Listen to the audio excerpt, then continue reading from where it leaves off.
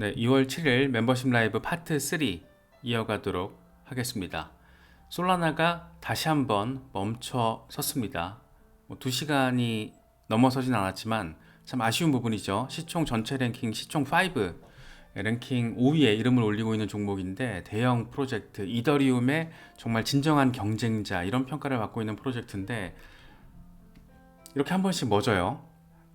블록 생성 2시간 가까이 좀 중단이 됐다가 시끌시끌했습니다. 국내 거래소들 사이 몇 곳에서는 블록 생성이 중단되니까 입출금을 중단하는 조치를 또 발빠르게 내리기도 했고, 솔라나가 잊을만 하면 한 번씩 그러죠. 지금 최근 3년 동안 이게 지금 네 번째예요. 그래서 2022년 4월, 2022년 9월, 그리고 가장 최근이 작년 2월이었거든요. 딱 1년 만에 또 한 번 지금 네트워크가 불통되는 그런 치명타가 발생을 했습니다. 저도 굉장히 좋아하는 프로젝트고 관심 있게 바라보고 접근하고 있는 홀더 입장이면서 이런 걸 바라보고 있자니 조금 약간 짜증 나죠. 특히 이제 솔라나 같은 경우에는 이게 메인넷이 멈춰선다는 게 블록 생성 중단이라는 게 이런 다양한 D앱들이 가동되고 있는 그런 프로젝트에서 이런 일이 벌어지니까 좀 아쉬움이 좀 많이 느껴지더라고요. 그나마 다행인 거는 그래도 엔지니어들이 되게 발빠르게 대처를 해서 밸리데이터 소프트웨어 패치를 배포를 빨리 해버렸고 이걸 통해서 바로 재가동이 됐습니다. 그래서 뭐 한 2시간이 좀 안 돼, 1시간 반 정도 멎었던 것 같은데 좀 아쉬운 부분입니다. 아쉬운 부분이고 블록체인 어떤 생태계에 대한 안정성, 신뢰성 이런 것들을 깎아먹을 수 있는 재료이기 때문에 메인넷 다운 같은 경우에는 이런 부분들은 이제 조금 안 벌어졌으면 좋겠죠. 특히 솔라나 같은 경우에는 이게 상습범으로도 이제 3년 내 지금 네 번째 이렇게 다운이 돼 버리니까 좀 아쉽기도 아쉽고, 최근에 지금 솔라나 흐름 차트적으로도 되게 긍정적인데 이런 거 한번 나오면 또 가격 디핑 빠지고 막 이러니까 좀 아쉬운 부분입니다. 그래서 블록체인 네트워크가 가진 어떤 안정성이라는 게 굉장히 중요하다, 이런 점을 솔라나를 통해서 다시 한번 느낄 수가 있었고, 요번에 한번 이랬으니까 이제 안 그렇겠죠?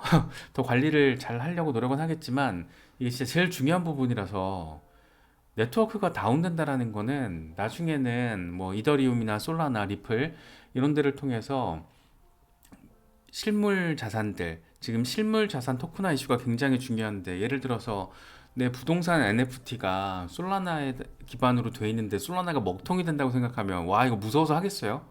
그리고 네트워크가 중단된다라는 건 사실 이거 말도 안 되는 일인데, 특히 이제 어디 잡 프로젝트가 아니라 솔라나이기 때문에 조금 더 안타까움, 아쉬움, 그런 것들을 느끼게 하는 부분인데, 조금 더 개선이 되겠죠. 개선이 될까라고 믿고, 아직은 그래도 블록체인 시대가 본격적으로 진입한 상황이라고 보긴 어렵기 때문에 초반에 이렇게 몇 번 사고 나고 안정성이 확고히 높아지는 그런 상황으로 도래가 되면서 블록체인이 가지고 있는 어떤 신뢰감이 조금 더 강화되는 그런 긍정적인 계기가 되면 참 좋겠다, 뭐 그런 생각이 좀 들기도 합니다.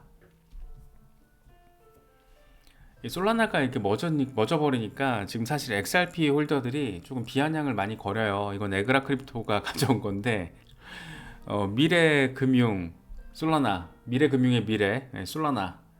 그런데 뭐 괜찮아, 때로는 뭐 멎을 수도 있는 거지 뭐. 알지? XRP 호들해야 되는 거. 그러니까 이제 XRP 레저 같은 경우에는 이런 다운되는 일이 한 번도 없었잖아요. 그래서 지금 여러 사람들이 XRP랑 좀 비교를 하면서 이게 솔라나를 조금 까는 그런 모습들도 포착되고 있는데, 이거는 울프 오브 월스트리트에서 스캇 멜커가 이런 얘기를 해요. 뭐 솔라나 멎었는데 그래 뭐 그럴 수도 있지. 이거 사실 이게 비아냥거리는 거잖아요. 그래서 조금 재밌는 포인트들도 좀 있었는데, 뭐 기사화도 되곤 합니다.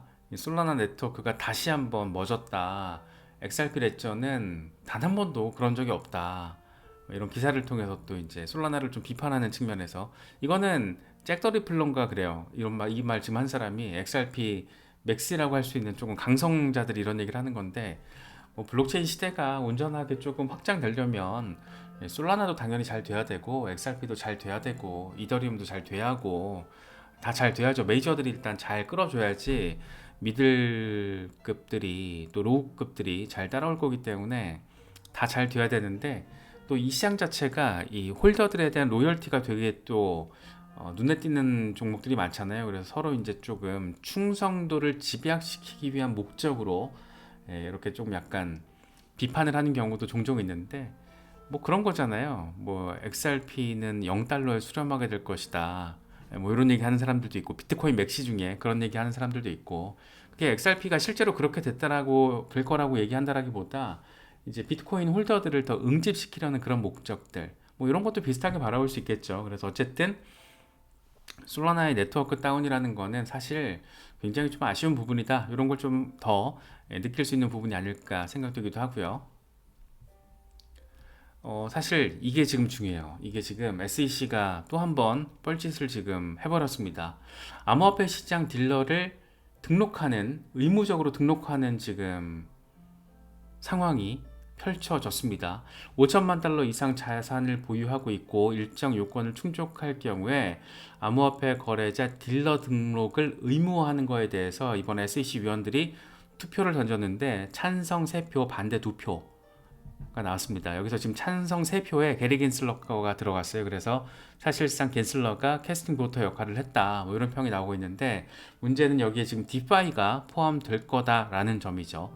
그래서 지금 암호화폐 업계, 특히 디파이 중심으로 굉장히 반감이 커지고 있는 상황인데, 이 새끼들은 대체 뭔 생각을 하고 있길래 이런 거를 지금 찬성을 한 걸까, 뭐 그런 생각이 드는데, 헤스터 피어스가 아주 정확하게 찍었어요. 암호화폐 자동 마켓 메이커, AMM 이런 것들은 소프트웨어 프로토콜일 뿐인데 얘들을 어떻게 딜러 등록을 하냐. 얘네 자동화돼 가지고 하는 애들인 건데 탈중앙화 거래소에서 이걸 어떻게 딜러 등록을 해?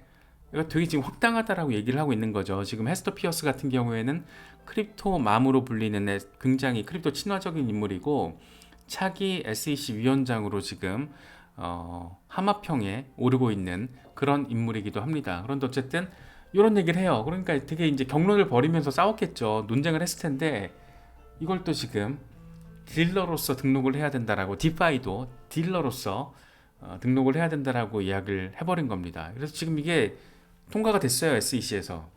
재밌는 건 뭐냐면 지금 이번 SEC 이런 조치가, 이런 결정이 우리로 하여금 지금 열받게 만드는 이유가 뭐냐면, 지금 리플의 AMM 출시가 오토메이티드 마켓 메이커,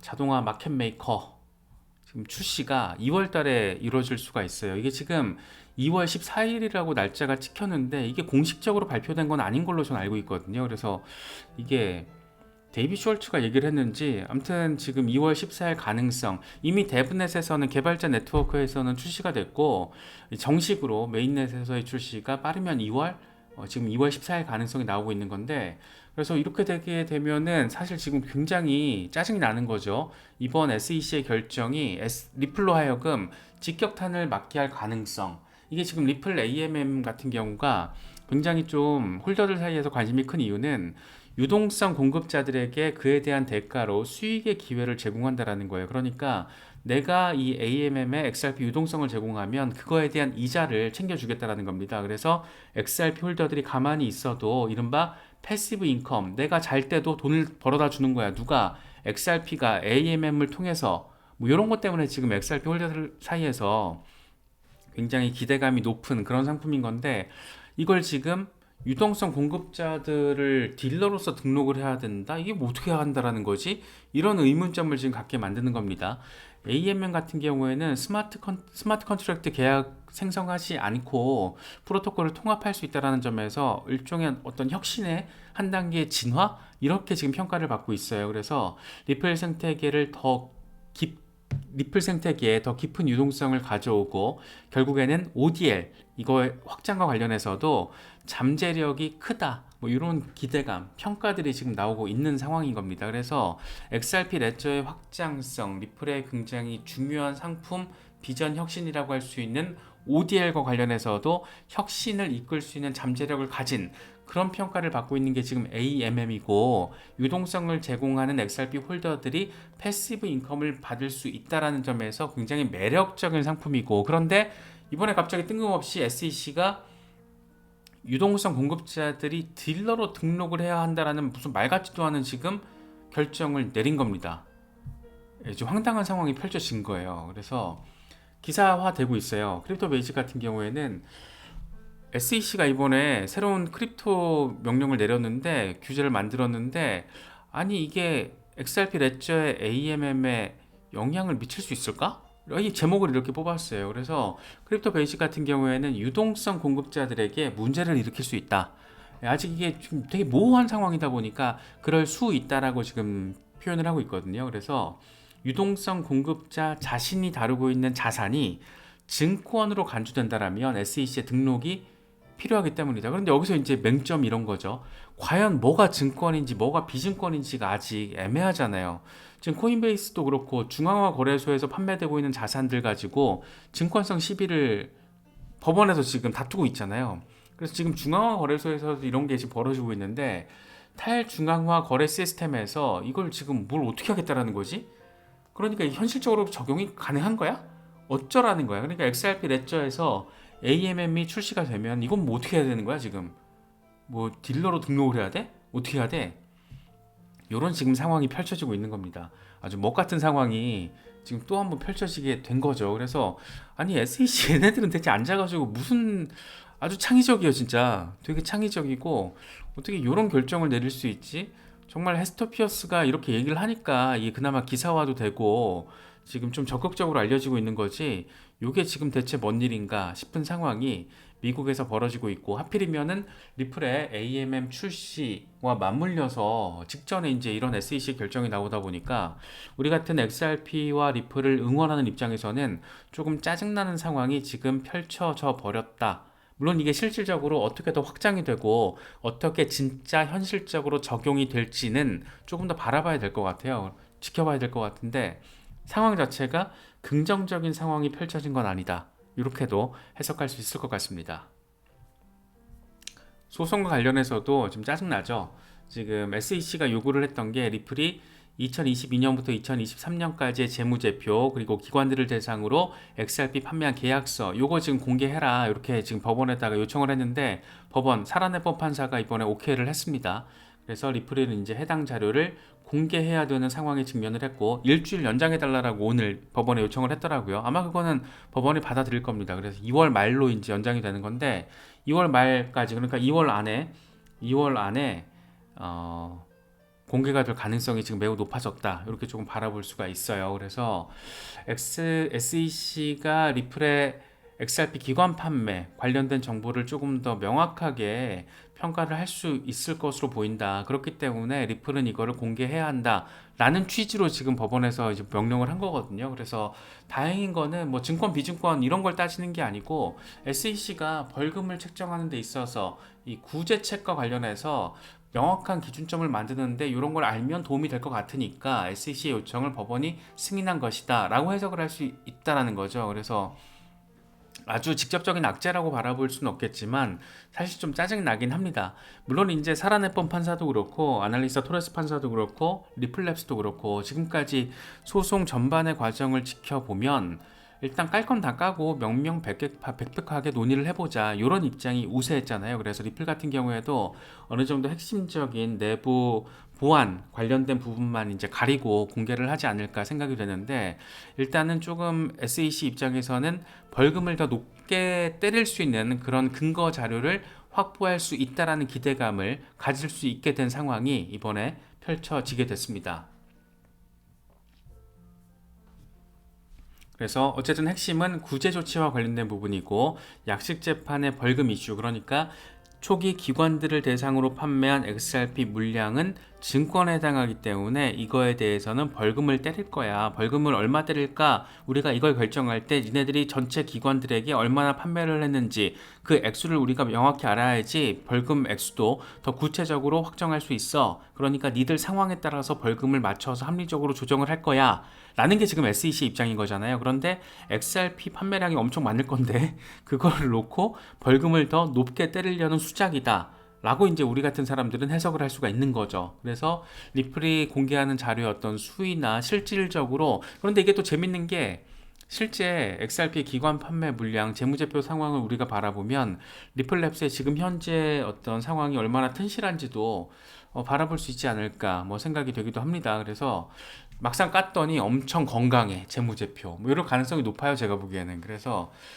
벌금과 관련해서는 합의 안 할 가능성도 있고, 그냥 어차피 1심 재판 가 하고 나서 진짜 벌금 관련된 부분들도 만약에 약식 재판 수준으로 1심 재판 결과가 나온다라면 벌금과 관련된 부분도 이번에 합의 안 하고 1심 재판 정식 판결이 나오고 나서 그때 이제 쇼부를 보려고 하겠죠. 그래서 SEC 행태라는 게 굉장히 지금 지저분스하다, 아주 지저분스하다, 이런 것들을 우리가 좀 느낄 수 있고, 그렇기 때문에 조금 공개되는 내용들, SEC 어떤 반응, 이런 것들을 지켜보면 앞으로의 추후 벌어질 상황을 조금 우리가 그려볼 수 있을 것 같고, 근데 그게 약간 구체화될 때는 아마 4월 23일부터 이제 정식 재판 개시되면 거기로 이제 관심이 다 쏠릴 겁니다. 그래서 그 전에 이게 지금 최종적으로 이번 벌금 합의 관련해서 최종 데드라인이 4월 29일이에요. 그래서 근데 그 전에 지금 1심 재판이 시작될 거기 때문에 뭔가 이렇게 오버랩 되는 시간이 있을 거거든요. 그래서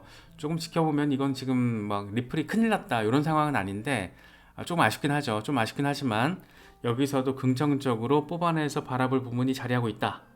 네, 뭐 이 정도 생각하시면 어떨까 싶어요. 네, 그래서 결과적으로는 1심 재판 시작 이후에 빠르면 뭐 6월 전후로 소송 결과가 나오지 않을까, 1심 재판 판결이 나오지 않을까. 특히 미국 같은 경우에는 우리나라와 달리 2심과 3심이 법률심이고 1심이 사실심이기 때문에 1심 재판 결과가 엄청 중요하다, 우리나라보다 훨씬 중요하다, 뭐 이렇게 조금 단순화시켜서 바라볼 여지가 있기 때문에 좀 한 6월 정도에 나와주면 참 좋겠다라는 생각이 듭니다. 그래서 3월 달에 이더리움 덴쿠나드 포크, 4월 달에 비트코인 반감기, 5월 달에 이더리움 현물 ETF 승인, 6월 달에 리플 승소 판결, 이렇게까지 나와주면 아주 난리 나는 거죠. 그래서 메이저들이 지금 각각의 어떤 호재성 재료들을 잠재적으로 가지고 있고, 물론 이제 비트코인 반감기는 잠재적이 아니고 정해진 타임테이블이고, 나머지는 가능성들이 굉장히 좀 있기 때문에 뭐 그런 부분들 좀 참고하시면서 단기적인 흐름보다는 조금 더 길게 바라보시면 멘탈을 관리하는 데 있어서도 도움이 될 수 있지 않을까 생각됩니다.